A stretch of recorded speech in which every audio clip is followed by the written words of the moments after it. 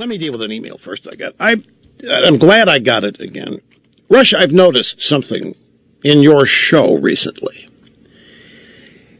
You're not talking about the elections, and you're not talking about the Republicans much. And I would think, Rush, I'm summarizing a whole bunch of emails on this. I would think that you'd be totally absorbed in the elections. Now, I don't make conscious decisions to avoid things or to discuss things. I rely on my instincts. I really do. Each and every day I come here and I decide what to talk about based on what I'm most interested in. Because I believe that there are certain requirements here that equal the audience expectations being met. One of those things is passion. And I'm not going to talk about something if I have to do it perfunctorily. If I'm not into it and don't care about it. And I finally sat down last night and said, okay, why have I, because the emails are right. I haven't spent a whole lot of time in the nuts and bolts of the election. And I basically concluded, can somebody tell me what the Republican Party message is?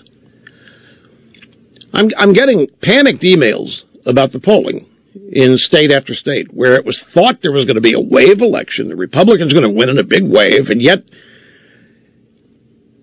Republicans running against really at-risk incumbent Democrats find themselves trailing by a point or two. Somebody said, well, one of the reasons for that, Rush, is that the Democrats have much more money. The Republicans aren't spending any money. And that's why I said, even if they were spending money, what's the message? Can somebody tell me what the Republican Party stands for when it comes to amnesty? Does the Republican Party talk about job creation? Does the Republican Party talking about economic growth? Are they talking about anything opposite what's happening here? I don't know what they stand for anymore, other than they're not Obama. They're not the Democrats. I really don't know. So I don't know what to talk about. I don't know what to cheer about. I can remember back in the days, the Reagan years, it was exciting to be a Republican. We knew what we supported. We had a president and a political party that we knew was attempting to implement what we believed, and they were winning, and it was something to be very proud of and excited about. You wanted to be part of it. You wanted to help it. And I just don't feel anything like that now.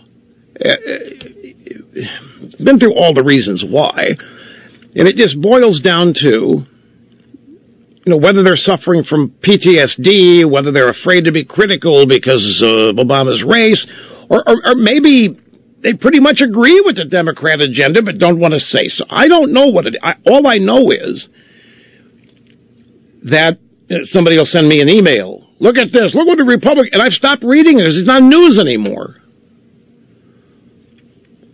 You want something to cheer about. I know what I think needs to be done to fix the country, and you do too. That's why there's the Tea Party. And aside from a handful of candidates who've been elected and are attempting to govern in that way, there is no party identity that is associated with stopping any of this stuff.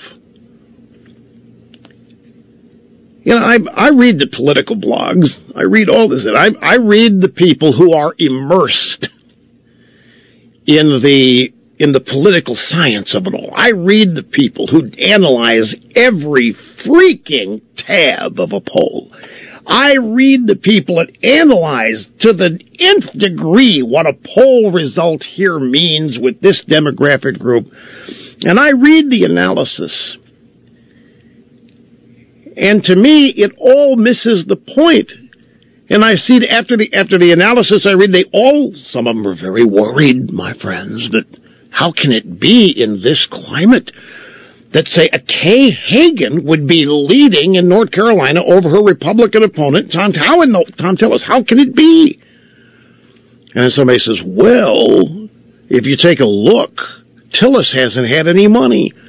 And the Democrats have been spending money all over the state of North Carolina, of course, trashing the Republican. And I said, okay, fine and dandy, but if they had any money, and if they were running ads, what would they say?